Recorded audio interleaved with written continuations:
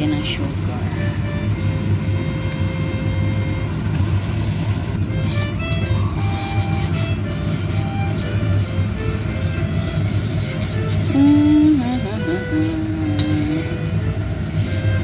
It's 7 o'clock.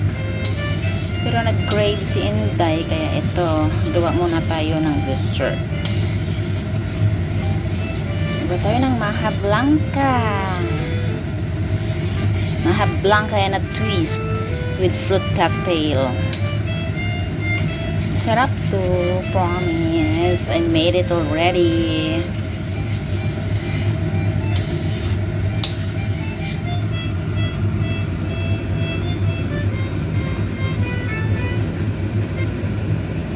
Daming kutsara.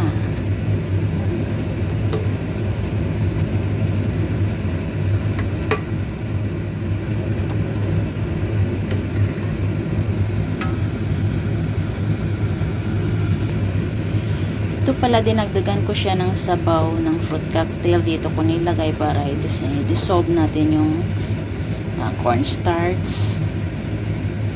Hindi na ako naglagay ng iba. Yan na lang. 1 can ng condensed milk, tsaka 1 can ng gata. Yan. Tsaka sugar. Siyempre, kailangan i-dissolve natin yan.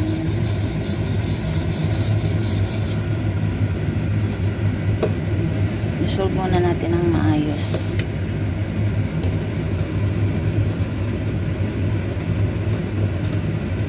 Kumukulo ng aking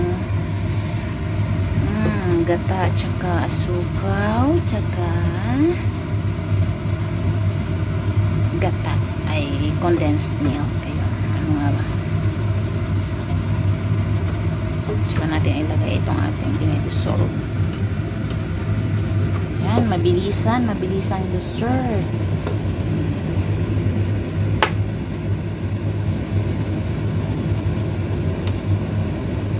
Ayan, nanigas na sa ilalim. Video pa more. Siyempre, pang content. Hindi pa nakapag-edit. Siyempre, alam niyo na.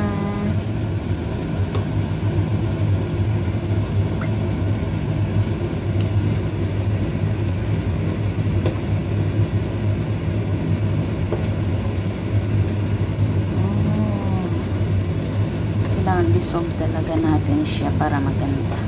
Hindi na siya buo-buo kasi mainit ng ating gatas. Okay, so ayan, natapos na rin kakahalo. Ayan, lagay na natin.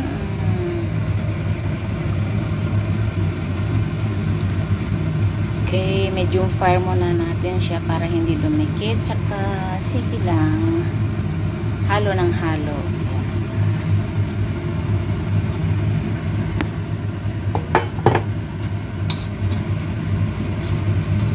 Mabilis lang naman ito eh. Lagay na natin ang ating fruit cocktail. Wala na akong time mag-slice kaya una lang. Pero hindi lahat kasi marami to. Kalahati lang. Pwedeng pang toppings, pwede rin kainin.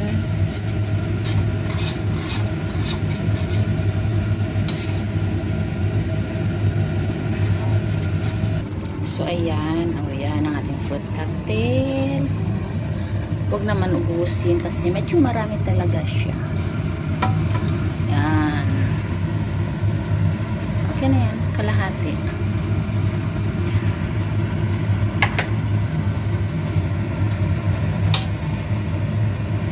This is gonna be a yummiest maha blanca. Char. Hindi nga, masarap talaga to mga friend.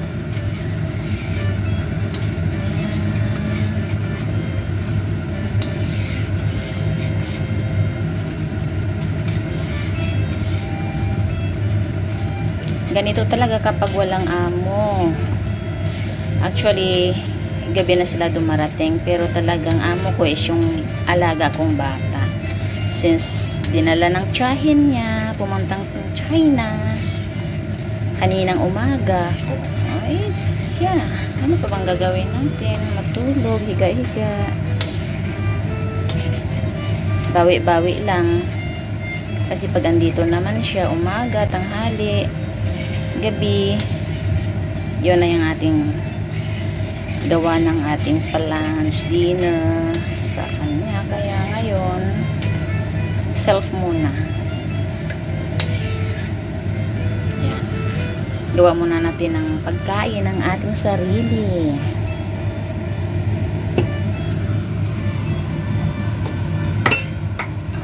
Diba? Magandang hali, gabi, yun na yung ating gawa ng ating lunch, dinner sa kanya. Kaya ngayon, self muna. Yan. Gawa muna natin ang pagkain ng ating sarili.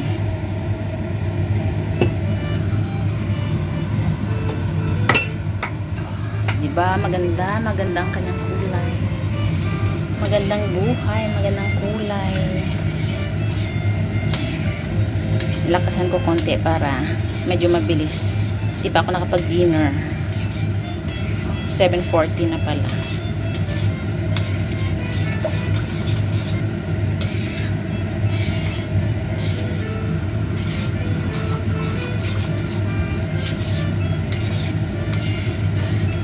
It's a baby.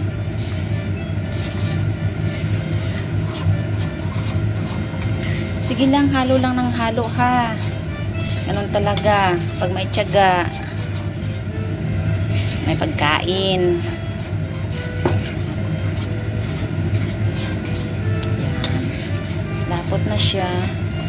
Maganda kasi yung hindi ganun ka-dry. Kaya pag gusto nyong malambot, maganda ang texture, dagdagan nyo konti ng i-buff or water para wag siyang masyadong madikit or matigas.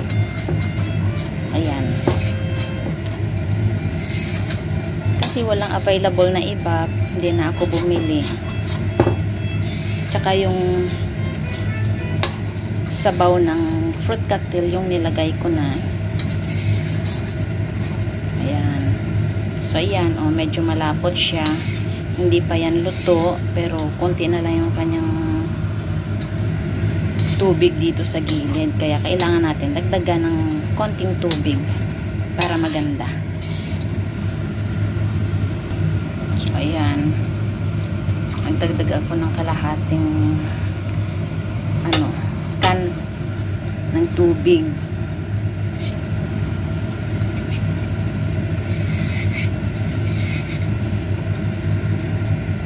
Tayo naman kasi ang nagluluto, kaya alam natin yung kulang o sobra, kaya pwedeng dagdagan kapag kulang. Huwag lang yung damihan ng tubig, kasi didissolve naman natin siya sa liquid.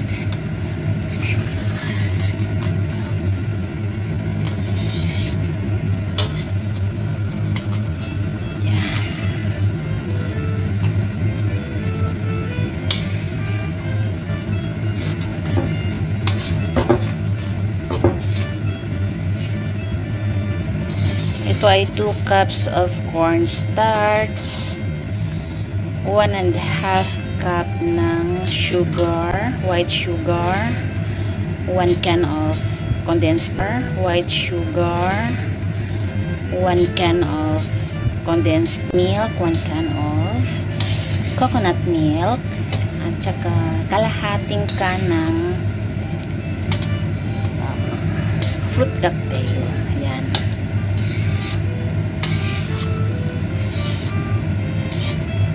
Yung sabaw ng fruit cocktail, inubos ko dito lagay. Bali, yung laman na lang yung kinalahati ko. Ayan. Diba? Yun lang, wala pala akong mapaglagyan ito. Hanap lang ako ng mapaglagyan. Ayan, it's done.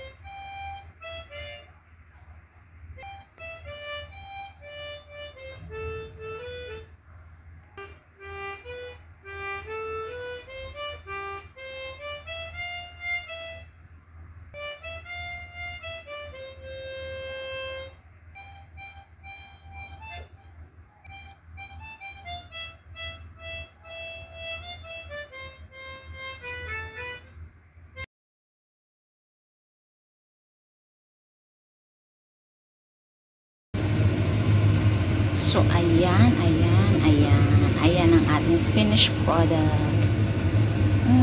Ayan, dalawang tab lang siya.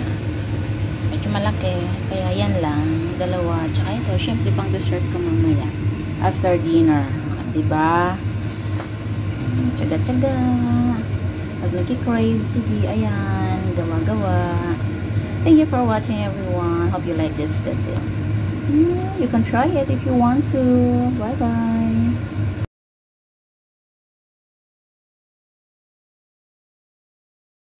Yummy, yummy, yummy, yummy, yummy. Ayan. Merienda. Sarap na maha.